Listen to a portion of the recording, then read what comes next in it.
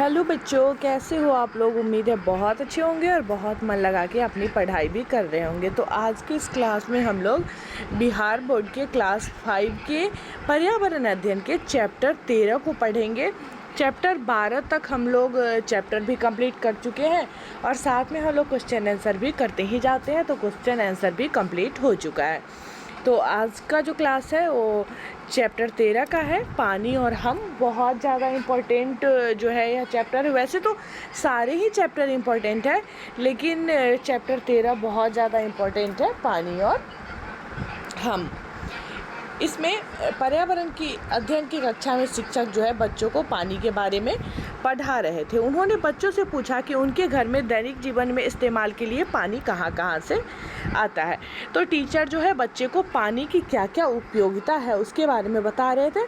तो teacher question करते हैं बच्चों से कि उनके यहाँ पानी कहाँ कहाँ से आता है। तो बच्चे बताते हैं, एक बच्चा है मयंक, एक है सीमा और एक है मैरी। तो मयंक बताता है कि हमारे मोहल्ले में दिन में 2 बार नल में पानी आता है। पानी के लिए सार्वजनिक नल पर लंबी लाइनें लगती है और कभी कभी झगड़े भी हो जाते हैं। इसके बाद सीमा बता रही है कि हम कुएं से पानी भरते थे। पास के कुएं 1 साल पहले सूख गए थे, अब काफ़ी दूर चलकर जाना पड़ता है। मैरी बताती है कि हमारे यहाँ तो दिन भर पानी आता है। तो टीचर पढ़ा रहे थे तो सभी बच्चों से पूछते हैं। इसके बाद रामू है, अकरम है और सलमा है। इन लोगों से भी पूछा जाता है। तो रामू बताता है कि मेरे यहाँ हैंडपम्प लगा है, लेकिन उसका पानी जो है काफ़ी खारा है, कपड़े साफ़ नहीं होते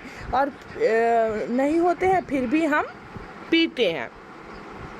अकरम कहता है कि मेरे यहाँ दिन में आधे घंटे के लिए पानी आता है, हम लोग दिन भर के इस्तेमाल के लिए टंकी में पानी भरकर रख लेते हैं। और सलमा बताती है कि हम नहर से पानी भरकर लाते हैं। तो सभी बच्चे अलग अलग बताते हैं, मतलब उनके यहाँ जिस तरीके से आता है वो जो है बच्चे बताते हैं। तो हम लोग जानते हैं और बहुत बार सुने हैं कि जल ही जीवन है, हमेशा सुनते हैं ना। अब हम सोच सकते हैं कि यदि जल नहीं होता तो क्या होता, या फिर जल की मात्रा बहुत अधिक बढ़ जाए तो क्या क्या तबाही हो सकती है। हमारा शरीर जो है 5 तत्वों से मिलकर बना है। उसमें एक जो है एक तत्व जल भी है। एक तरफ वायु जहाँ हमें जीवन जीने के लिए होता है, तो वहीं जल मानव के लिए, जीव जंतु, पेड़ पौधे आदि सभी को जीवन के हर पल में काम आता है। और हम ये भी जानते हैं कि हमारे शरीर में जो है 70% जल है। ठीक है। इसके बाद जो है वो क्वेश्चन आता है, क्वेश्चन का आंसर देना है। बीच बीच में चैप्टर के बीच बीच में क्वेश्चन आंसर भी रहता है। तो क्वेश्चन है कि आपके यहाँ जिस तरह से पानी आता है उस चित्र पर निशान लगाइए, और अगर किसी अलग तरीके से आता है तो लिखिए। तो बच्चों ने जो बताया है उसके बारे में बताया जा रहा है कि बच्चे ने, जैसे 6 बच्चे का देखे हैं हम लोग, तो अगर इनमें से किसी के यहाँ जैसे आता है वैसे आता है तो उस चित्र पे आपको निशान लगाना है। और नहीं तो अगर इन 6 से अलग तरीके से आपके यहाँ पानी आता है तो उस तरीके को लिखेंगे। तो हम लोग के यहाँ पानी कहाँ से आता है? जनरली हैंडपम्प से, कहीं कहीं कुआं भी है, और नल से। गवर्नमेंट के द्वारा भी घर घर नल जल योजना चलाई जा रही है, तो उसमें भी टाइम टाइम पे पानी जो है आता है। ठीक है। इसके बाद पूछ रहा है कि इनके अलावा पानी के और कौन कौन स्रोत से है। तो पानी के और स्रोत जो है हैंडपंप तथा कुआं के अलावा पानी के स्रोत हैं नदी, नहर, बोरिंग, झरना, तालाब। तो इन स्रोतों से भी हमें पानी प्राप्त होता है। इसके बाद है मयंक और मैरी के यहाँ जिस तरह से पानी आता है उसमें क्या अंतर है, लिखिए। तो मयंक के यहाँ जो है सरकारी बोरिंग या निगम द्वारा दिए गए पानी से पानी मिलता है, जिसका समय निश्चित होता है। हम लोग देखे हैं ना कि बताता है मयंक कि हमारे यहाँ आधे घंटे ही पानी आता है। तो हम लोग जो है दिन भर के इस्तेमाल के लिए पानी को क्या करते हैं, स्टोर करके रखते हैं। ठीक है। और मैरी के यहाँ जो है दिन भर पानी रहता है, क्योंकि मैरी के यहाँ अपना बोरिंग है और नल लगा हुआ है, और अपना बोरिंग है तो मैरी के यहाँ दिन भर पानी रहता है। ठीक है। इसके बाद है, क्या कभी मैरी को भी मयंक की तरह लंबी लाइन में खड़े होकर पानी लेना और उसके लिए झगड़ा करना पड़ सकता है? चर्चा करके लिखिए। हाँ बिल्कुल, कभी मैरी को भी मयंक की तरह लंबी लाइन में खड़े होकर पानी लेना पड़ सकता है, इसके लिए झगड़ा करना पड़ सकता है। यह स्थिति तब उत्पन्न होगी जब मैरी का अपना बोरिंग खराब हो जाएगा या फिर मोटर खराब हो जाएगा। ठीक है। इसके बाद है, हम पानी का उपयोग किन किन कार्यों को करने के लिए करते हैं? तो हम पानी का उपयोग जो है नहाने से लेकर मतलब सभी चीज़ों में, जब हम सुबह में सोकर उठते हैं ना, उठते ही और उठने से लेकर सोने तक प्रत्यक्ष या परोक्ष रूप से करते हैं, जिसमें महत्वपूर्ण उपयोग है। सबसे पहला, शौच क्रिया के लिए हमें पानी की ज़रूरत होती है। हाथ पैर मुंह साफ़ करने के लिए, स्नान करने के लिए, कपड़े धोने के लिए, खाना बनाने के लिए, बर्तन धोने में, पीने के काम में और पशु पक्षी को खाना पीना देने के काम में और सिंचाई के लिए। ठीक है। पानी की उपयोगिता के संबंध में कक्षा में बड़ी जोरों से चर्चा चल रही थी। सभी बच्चे अपने अपने अनुभव बांट रहे थे। तो हम लोग देखे हैं कि क्लास में जो है पढ़ाई हो रहा है और टीचर जो है वो बच्चों से प्रश्न करते हैं कि उनके घर में पानी किस तरह से उपलब्ध होता है। तो सभी बच्चे अपना अपना जो है बता रहे थे। तो यहाँ पे पानी की उपयोगिता को लेकर कक्षा में जो है चर्चाएं चल रही है। सभी बच्चे अपने अपने अनुभव बांट रहे हैं। जया बोलती है, पानी नहीं होगा तो हम जिंदा नहीं रह सकते हैं। राहुल बोलता है, पानी नहीं होगा तो खेत सूख जाएंगे, फसल नहीं हो पाएगी। जैसे क्लास में सारे बच्चे अपना अपना अलग अलग बताते हैं ना, जिसको जो समझ में आता है सो बच्चे सारे बता रहे हैं। टीना बोलती है, पर राहुल पानी ज़्यादा होना भी तो ठीक नहीं है। राहुल वो कैसे? तो टीना बताती है कि एक बार मेरे गांव में बाढ़ आ गई थी। कई दिन तक बारिश होती रही और नदी का पानी भी गांव में आ गया था, जिसके कारण चारों तरफ पानी ही पानी था। जिन लोगों के कच्चे घर थे ना, वे ढह गए और बहुत से लोग पानी में बह गए थे। मेरा घर पक्का था और ऊंचाई पर था, इसलिए सिर्फ नीचे की मंजिल में पानी भरा। मेरे मम्मी पापा जैसे तैसे मुझे और मेरे भाई को ऊपर की मंजिल पर ले गए थे। 2 दिन तक हमें कुछ भी खाने पीने को नहीं मिला था। धीरे धीरे जब पानी कम होने लगा तो लोगों ने हमारी मदद की, हम तक खाना पहुंचाया और हमें वहां से निकाल कर राहत शिविर में रखा। तो यहाँ पे बच्चे बातें कर रहे थे पानी के बारे में। तो एक बच्चा बताता है कि पानी जब ज़रूरत से ज़्यादा हो जाती है तो वो भी बहुत ज़्यादा नुकसानदेह होती है। मतलब जब बाढ़ आ जाती है तो बहुत ज़्यादा नुकसान जो है वो होता है। तो एक बच्चे इस पे पूछते हैं कि कैसे पानी कैसे नुकसानदेह हो सकता है, ज़्यादा पानी अगर हो जाएगा तो नुकसानदेह कैसे हो सकता है। तो एक बच्चा जो है अपना पूरा अनुभव शेयर करता है कि किस तरह से बाढ़ आई थी तो सारा गांव जो है पानी में डूब गया था। और इस बच्चे का घर, जो बच्चा अपना अनुभव बता रहा है, उसका घर 2 मंजिल का था। तो इसके मम्मी पापा किसी भी तरह ऊपरी मंजिल पर जाते हैं और फिर वहीं पे रहते हैं 2 दिनों तक। इन लोगों को कुछ भी खाना पीना जो है नहीं मिलता है, जिसकी वजह से इन्हें बहुत ज़्यादा परेशानी होती है। फिर धीरे धीरे जब पानी कम होने लगता है तो लोगों ने इनकी मदद की और राहत शिविर तक पहुंचाया और खाना भी पहुंचाया, हम तक खाना पहुंचाया और हमें वहां से निकाल कर राहत शिविर में ले गया। जया, बाढ़ आती कैसे है? अब जया पूछती है कि बाढ़ कैसे आती है। तो छोटी छोटी नदियाँ का जल बड़ी नदियों में जाता है। क्या होता है कि छोटी छोटी नदियों का जल जो है बड़ी नदियों में जाता है और बड़ी नदियों का पानी जो है सामान्यतः बहकर समुद्र में जाता है। लेकिन कभी कभी क्या होता है, नदी में अत्यधिक पानी आ जाता है और इतना अधिक आ जाता है ना कि वह किनारों को तोड़कर या फांद कर चारों ओर फैल जाता है, जिससे खेत खलिहान सारे जलमग्न हो जाते हैं। यहाँ पे दृश्य भी दिया गया है बाढ़ का कि किस तरह से बाढ़ में लोगों को परेशानी होती है। और जल जो है हमें कहाँ से प्राप्त होता है? तो भूमि के अंदर मिलने वाले जल को हम लोग कहते हैं भूमिगत जल। भूमिगत जल शब्द सुने होइएगा। तो जो भूमि के अंदर मिलने वाला जल है उसे हम लोग भूमिगत जल कहते हैं। भूमि के अंदर वर्षा के जल का कुछ भाग जो है वो रिस कर जमा हो जाता है और जो भूमि के अंदर जाकर विशाल जल राशि का निर्माण कर देता है। ठीक है ना। और यही जल कुआं, चापाकल, बोरिंग से होते हुए घर के नलों में आता है और यह जल मुख्य रूप से पेयजल होता है तथा इस जल की मात्रा भूमि के अंदर सीमित है। इसके अलावा नदी, झील, समुद्र जल, गंगा जल के मुख्य स्रोत जो हैं है। ठीक है, तो भूमिगत जल जो होता है उसके बारे में हम लोग समझे कि कैसे वो भूमि के अंदर रिस के जमा हो जाता है और फिर हम लोग के घरों में नल के द्वारा, हैंडपम्प, बोरिंग जो होता है उसके द्वारा हम तक पहुंचता है। तो यहाँ पे क्वेश्चन भी था कि क्या आपने कभी अपने आसपास ऐसा दृश्य देखा है, तो अपने अनुभव लिखिए। तो अपना अनुभव जो है वो लिखना है।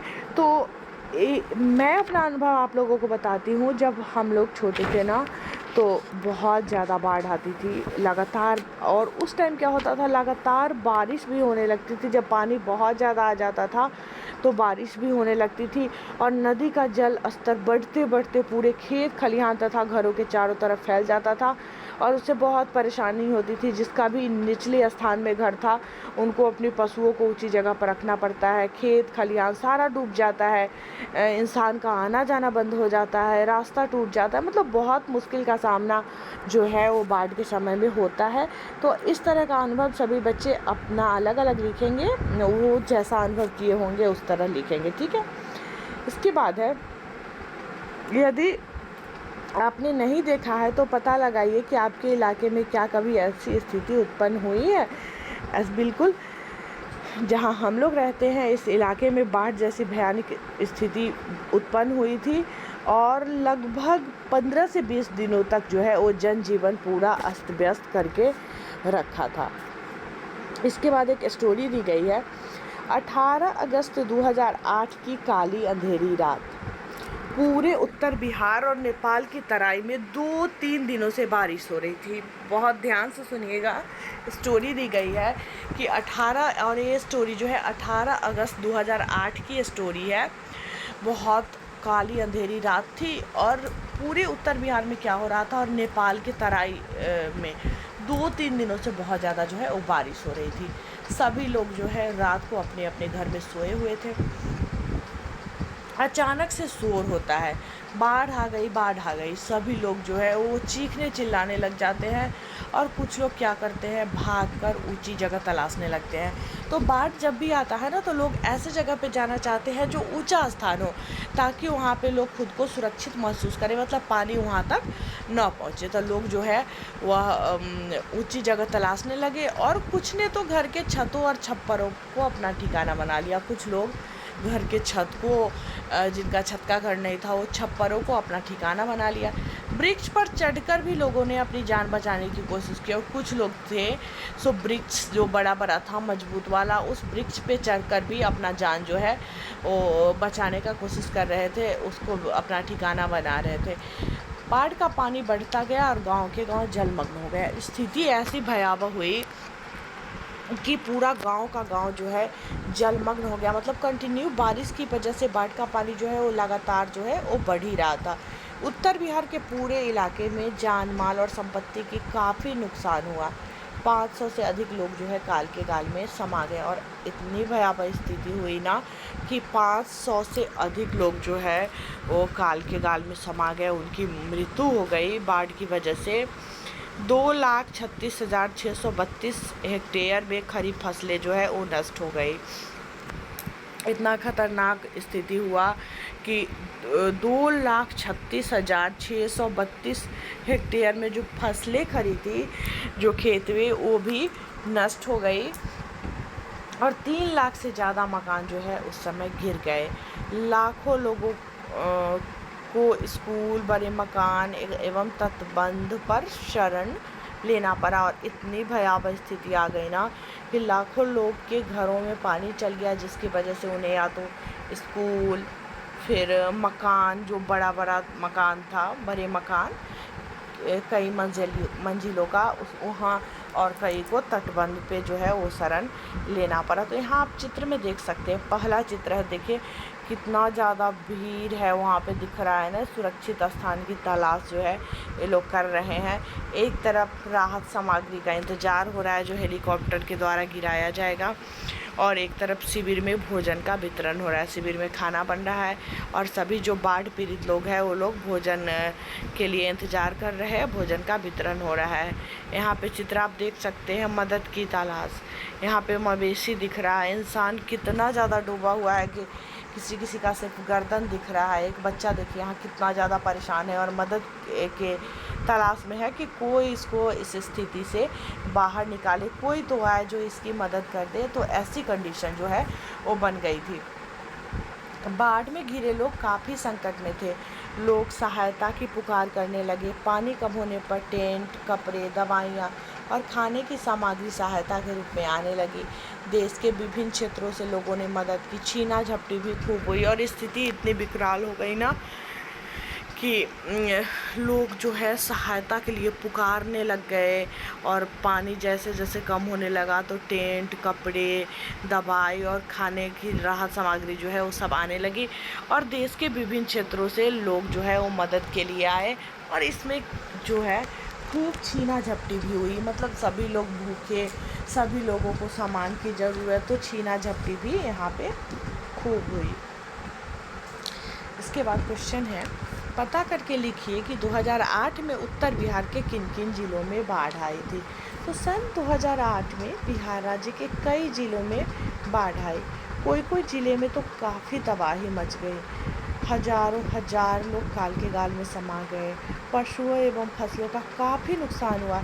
इस बाढ़ से प्रभावित जिले निम्नलिखित है, जिसमें पहला दरभंगा, सहरसा, सुपौल, लखीसराय, बेगूसराय, छपरा, इन सब जगहों पे बहुत ज़्यादा बाढ़ जो है वो आ गई थी। इसके बाद है, वहाँ के लोगों को किस किस तरह की परेशानियों का सामना करना पड़ा। ऊपर दिए गए चित्रों की मदद ले सकते हैं। तो वहाँ के लोगों को अनेक तरह की परेशानी का सामना करना पड़ा, जिसमें से कुछ जो है वो निम्नलिखित है। जैसे जान माल और संपत्ति का काफ़ी नुकसान हुआ। 1000 लोग मारे गए। कई हेक्टेयर फसलें नष्ट हो गई। हज़ारों घर ढह गए। कई जगहों पर सड़क और बांध टूट गए। अनेक पशु पक्षियों की जानें चली गई। अनेक बच्चे तथा बड़े जो है बीमार हो गए। मतलब बहुत ज़्यादा कठिनाई का सामना जो है सो करना पड़ा। परेशानियों से निकलने के लिए क्या क्या किया गया। तो परेशानियों से निकलने के लिए जो उपाय किया गया उसमें सबसे पहले नाव की व्यवस्था की गई। फिर हेलीकॉप्टर से खाने के सामान तथा मोमबत्ती, माचिस, ये सब जो है वो गिराया गया। इसके बाद पानी में फंसे लोगों को बचाकर सुरक्षित स्थान पर ले जाया गया। इस कार्य में सैनिक तथा आम लोग जो है वो भी लगे हुए थे। फिर पानी कम होने पर टेंट, कपड़े, दवाइयाँ, खाने की सामग्री तथा ज़रूरत की चीज़ें जो है वो दी गई। इसके बाद है, परेशानियों से निकलने के लिए किस प्रकार की मदद की गई। तो जो बाढ़ आई थी उसमें परेशानी से निकलने के लिए मदद जो है वो किस प्रकार की गई। तो सबसे पहले मतलब इस तरीके से लिखेंगे कि परेशानियों से निकलने के लिए अनेक प्रकार से मदद की गई, जिसे हम निम्नलिखित रूपों में व्यक्त कर सकते हैं। पहला लिख के पहला नंबर दे के लिखिएगा कि बाढ़ में फंसे लोगों को नाव या हेलीकॉप्टर से निकालकर सुरक्षित स्थान पर पहुंचाया गया। दूसरा, बाढ़ का दबाव जिस क्षेत्र पर बन रहा था वहां के लोगों को सूचित कर सुरक्षित स्थान पर पहुंचाया गया। तीसरा, पीड़ित या फंसे लोगों को खाद्य सामग्री, मोमबत्ती, माचिस, दवा, कपड़े इत्यादि ज़रूरत की चीज़ें जो हैं वो उपलब्ध कराई गई। फिर चौथा, पीड़ितों को स्वास्थ्य परीक्षण के लिए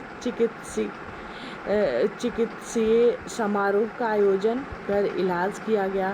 प्रधानमंत्री राहत कोष तथा मुख्यमंत्री राहत कोष से पीड़ितों की सहायता दी गई। और लास्ट लिखिएगा, पीड़ितों को फिर से बसाया गया। जैसे उनका घर बर्बाद हो गया था तो उनको जो है वो फिर से बसाया गया। इसके बाद है क्वेश्चन है, बाढ़ आने से इन सब चीज़ों पर क्या प्रभाव पड़ता है। जैसे मकान के सामने लिखिएगा, मकान का या कच्चे मकान गिर जाते हैं, पक्के मकान भी धंस जाते हैं, परिणाम स्वरूप दीवार में दरारें पड़ जाती हैं, साथ ही उसके दीवार पर दाग भी पड़ जाती है। पेयजल में लिखिएगा कि कुआं जो है सो पूरा भर जाता है, चापाकल डूब जाते हैं, नदी भर जाती है, यानी जितने भी पेयजल स्रोत होते हैं ना सभी डूब जाते हैं। संचार के साधन में पानी घुस जाने के कारण विद्युत जनित जो है वो बंद हो जाते हैं, जिसमें टावर काम करना बंद कर देता है, यानी नेटवर्क बंद हो जाते हैं। तो कहीं खंभा गिर जाने से तार टूट जाते हैं। यातायात के सामने लिखिएगा, बाढ़ के कारण सड़क मार्ग, पैदल मार्ग तथा रेल मार्ग बाधित हो जाते हैं। कहीं सड़क टूट जाती है तो कहीं रेल की पटरी जो है वो डूब जाती है। ठीक है, इसके बाद है बिजली के बाद यातायात बताई हूँ ना मैं, यातायात बताई हूँ। यातायात के बाद है बिजली।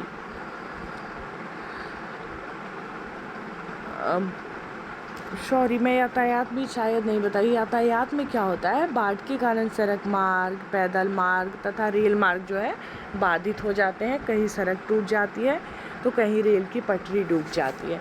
फिर है बिजली।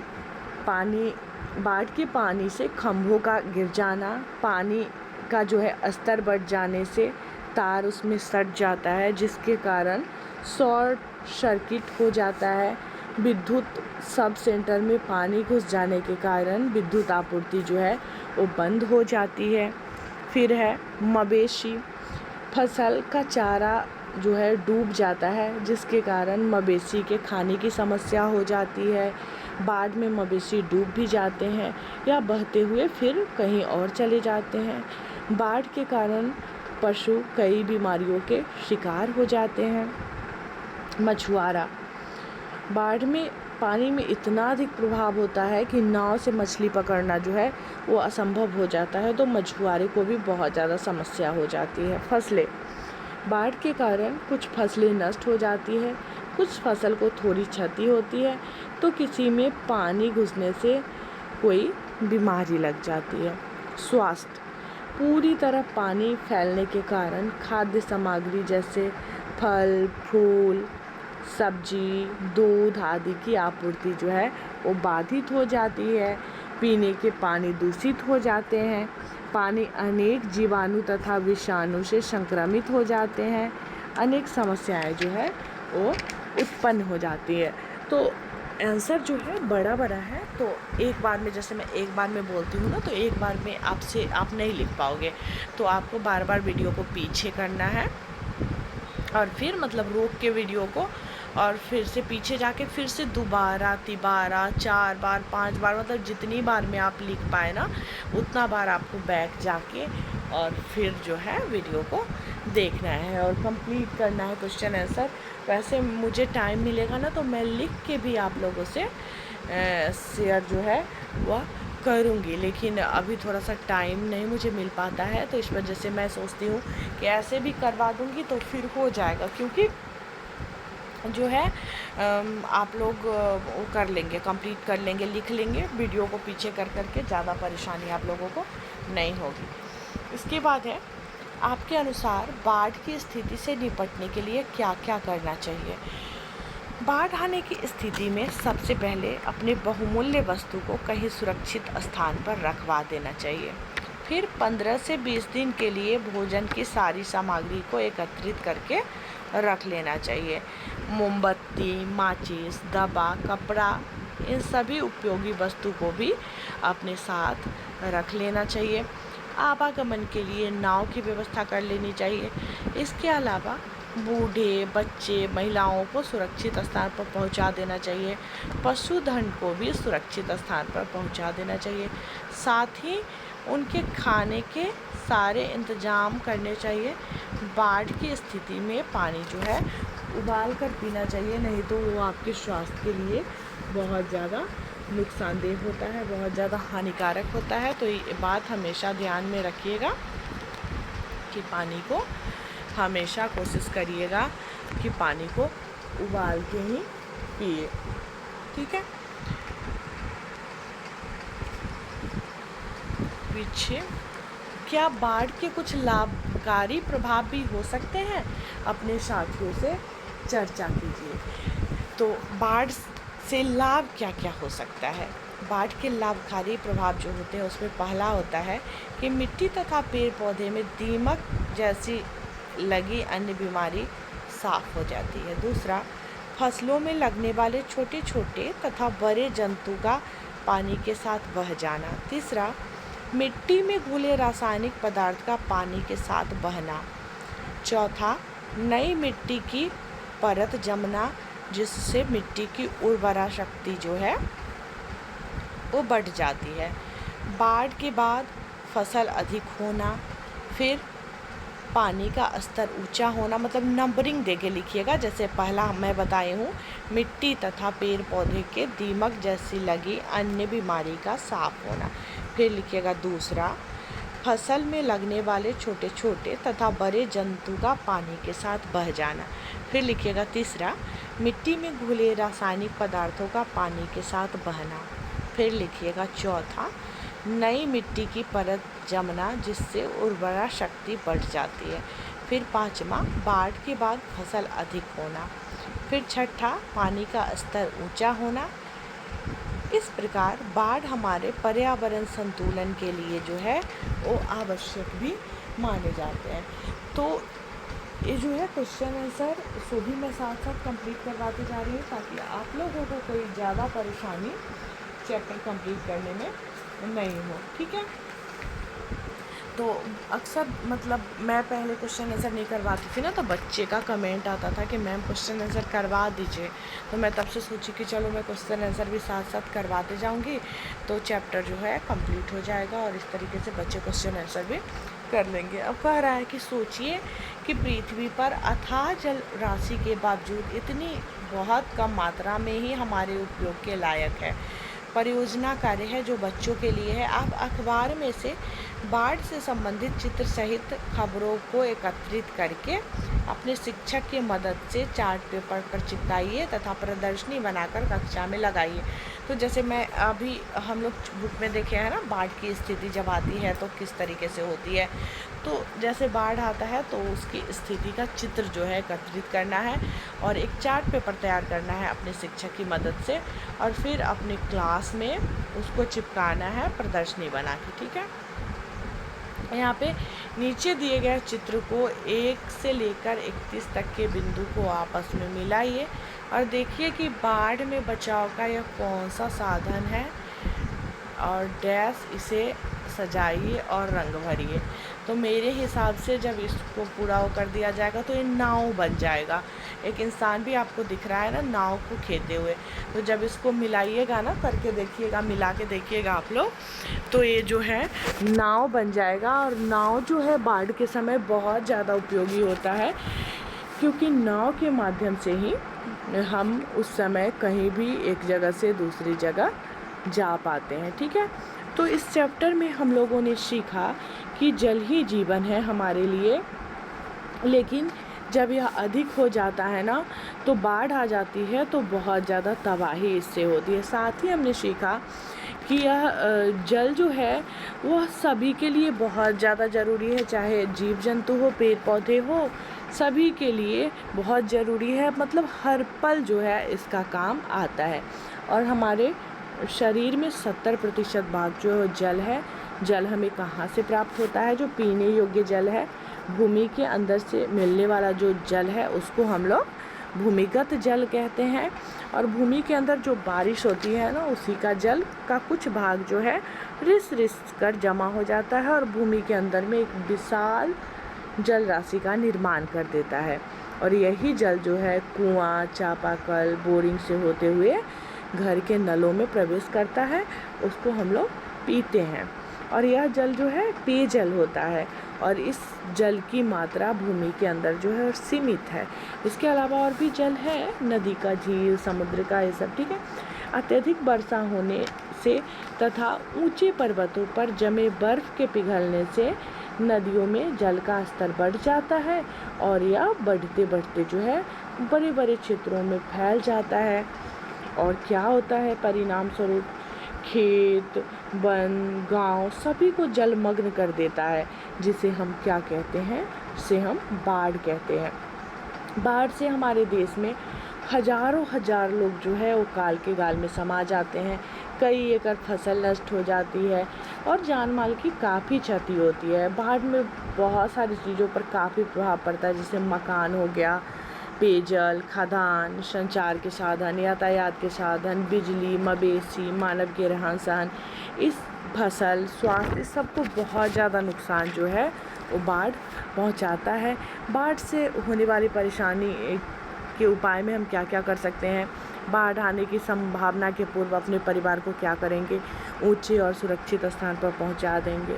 फिर खाने की सामग्री का इंतजाम करेंगे, पीने के पानी की व्यवस्था करेंगे, कपड़े का इंतजाम करेंगे, मोमबत्ती तथा सलाई की व्यवस्था करेंगे, दवाइयों की व्यवस्था करेंगे, फिर नाव या स्टीमर की व्यवस्था करेंगे, अपने स्थान या घर की सूचना सरकारी व्यवस्था को देंगे।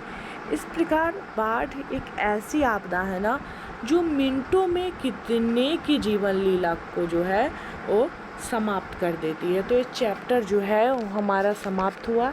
चैप्टर का नाम था पानी और हम, मतलब पानी हमारे लिए कितना ज़्यादा उपयोगी है, उतना ही ज़्यादा जब ये ज़रूरत से अधिक हो जाता है, बहुत ज़्यादा इसकी मात्रा बढ़ जाती है तो बाढ़ की स्थिति हो जाती है। और बाढ़ कितना ज़्यादा खतरनाक होता है उसको इस वीडियो में हम लोग देखे हैं इस क्लास में। आप लोग मुझे कमेंट में ज़रूर बताइएगा कि आप लोगों को आज का ये क्लास कैसा लगा। अच्छा लगा होगा तो लाइक करिएगा। चैनल पे नए हैं या पहली बार वीडियो को देख रहे हैं तो चैनल को सब्सक्राइब करना बिल्कुल नहीं भूलिएगा। सब्सक्राइब करने के बाद बेल आइकन को प्रेस कर लीजिएगा, ताकि जब भी नया क्लास आएगा ना मेरा, तो उसका नोटिफिकेशन सबसे पहले आप तक पहुंचेगा। इसका मैंने ना पूरा प्लेलिस्ट बना के रखा है। हिंदी भी मैं 5 क्लास का कंप्लीट करवा चुकी हूँ और EVS करवा रही हूँ। धीरे धीरे जितने भी सब्जेक्ट है ना 5 क्लास में सारा मैं करवाऊँगी। मैंने इंग्लिश भी स्टार्ट करा था, एक ही चैप्टर करवा के उसके बाद फिर मैं आगे नहीं उसको कंटिन्यू करी हूँ, लेकिन करूँगी।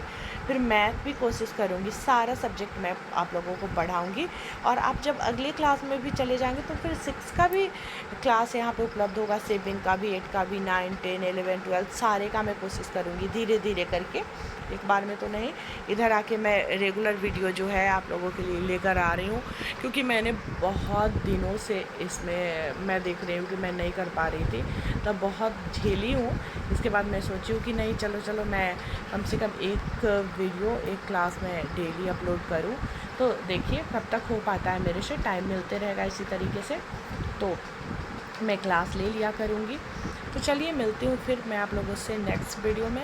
वीडियो अच्छा लगा होगा तो लाइक करिएगा, कमेंट में मुझे ज़रूर बताइएगा कि आपको आज का ये मेरा क्लास कैसा लगा। मिलते हैं फिर नेक्स्ट क्लास में, तब तक के लिए बाय बाय।